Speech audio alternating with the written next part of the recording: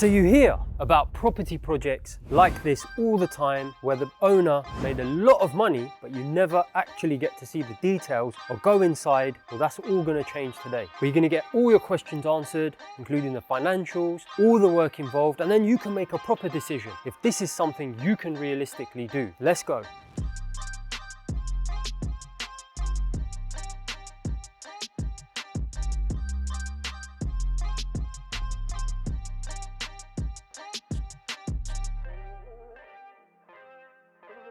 First, let's talk some financials, because that's what everyone wants to know, right? How do you make the sort of money that I've talked about in the thumbnail and in the title of this video? Because it's real money. Let me break it down a little bit. £275,000 I paid for the site, built 2 beautiful houses that you can see here, took a year's worth of work, valued at £1.2 million. That's a lot of money, but obviously there's a lot more to it than that. And we're going to show you that. We're going to break down all the financials in detail so you can decide if this is something realistically you can do. But there's a lot of work to do before that. Let's go and have a look at what I think the top step that you need to take before you even consider a project like this is. So first things first, before you even dream of getting into a project like this, you need a reliable business partner, because you won't be able to do everything by yourself, even though you think you can. Welcome, my secret weapon. My sister. Bidding an auction is actually quite a fun process. However, you have to be very disciplined and stick to your maximum budget, because it's very easy to get carried away. We were up against about 5 bidders and luckily managed to win this one. So we got the site. I'm going to talk to you about how it was actually constructed. Obviously a huge part of the project, but it is important that I say it again. People talk about raising money, raising finance, but finding a piece of land that actually works financially, you see how much hard work is involved. I spent around 3 months looking at the main auction sites and also created an appraisal sheet to filter out the investments that would actually work. There weren't many. Probably out of 100, there were about 3 that did work. So I started the land search by looking for potential land with planning already approved in close proximity to us.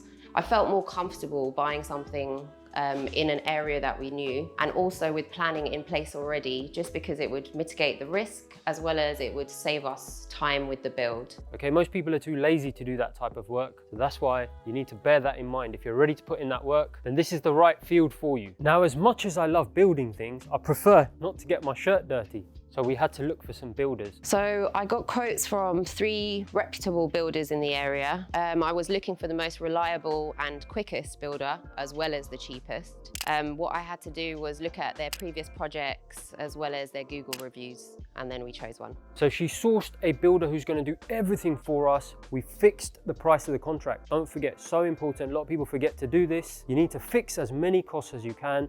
We got a fixed price in writing from the contractor, so don't forget about that. There's a lot of work involved, as my sister's going to explain, and there's a lot of downsides to doing a building like this on your own. You might think you'll be saving money, but in the long run, getting subcontractors one by one to do things is going to be an absolute nightmare. We're talking from a little experience here. The alternative is to do a lot of the work yourself. But what if you've got a full-time job? As a lot of you know, I'm trading all day. I don't have time.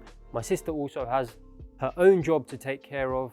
So you need to kind of go for the halfway house, which is what we did. And there was still, as you saw, plenty of money in the project, which we're going to talk about shortly after the house tour. Oh, I forgot to invite you guys. Come on.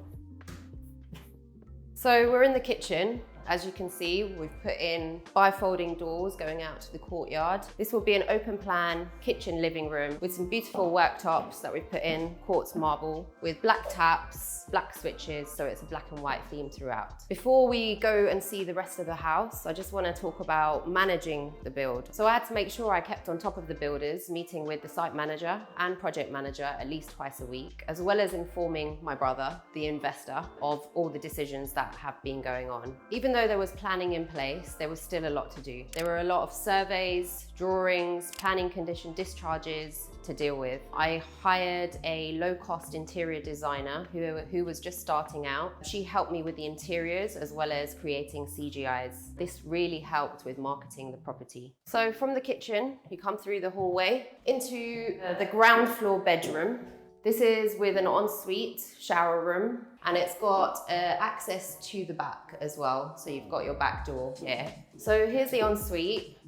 We did go for a black theme throughout with black taps, black sink, as well as a black shower. So I'll take you down to the lower ground, which is the basement, which is one of the best rooms in the house. So this is the basement. It's the largest room in the house. When we started, obviously it was existing 9 garages on derelict land. We had to dig down quite a lot in order to create this space. Obviously, there's no windows in the basement. The only way we could put that in was creating this walk-on glass, which creates quite a lot of light, making it a room which you could easily use as a gym, cinema room, or even a bedroom. We did create a little bit of storage under the stairs, which is a nice addition. A lot of women, when you're moving into a house, do think about storage, so it's a great bonus.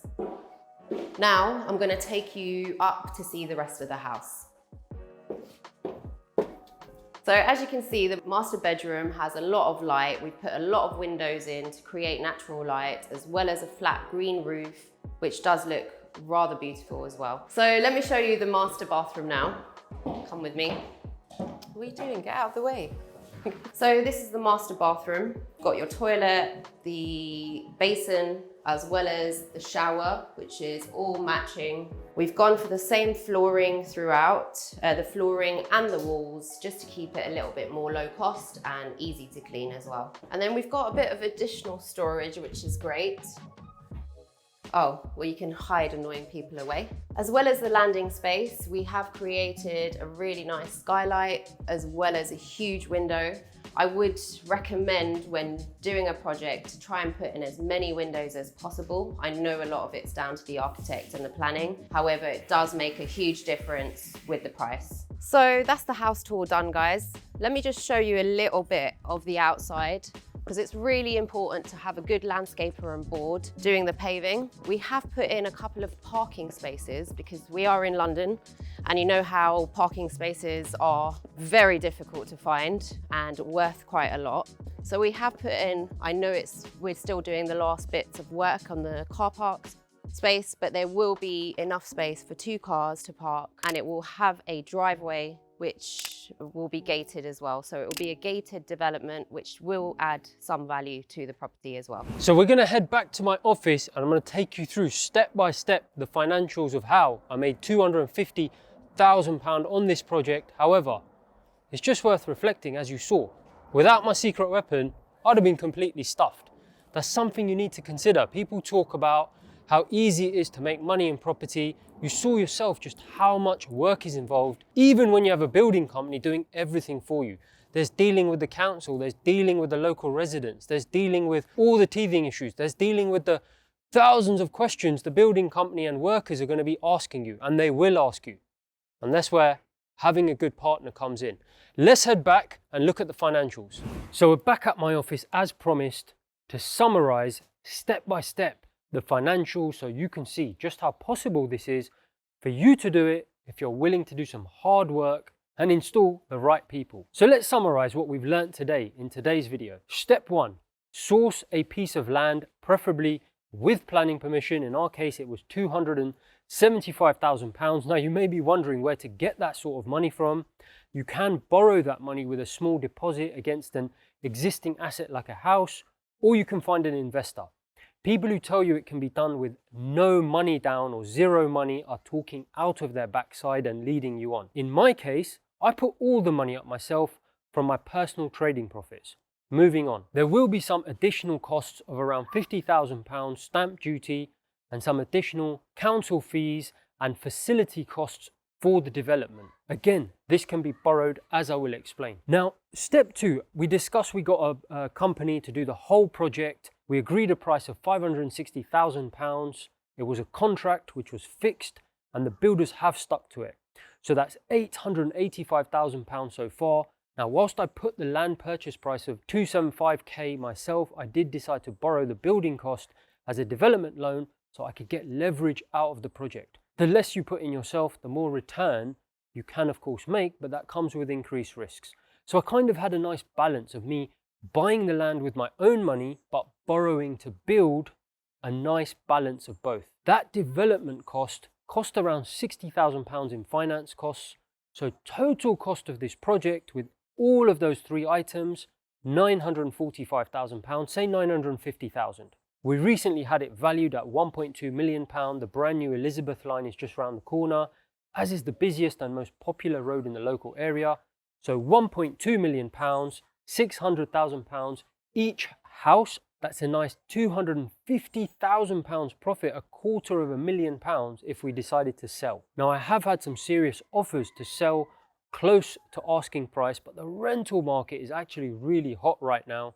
So I've decided to rent them both out at a healthy yield of around 5%.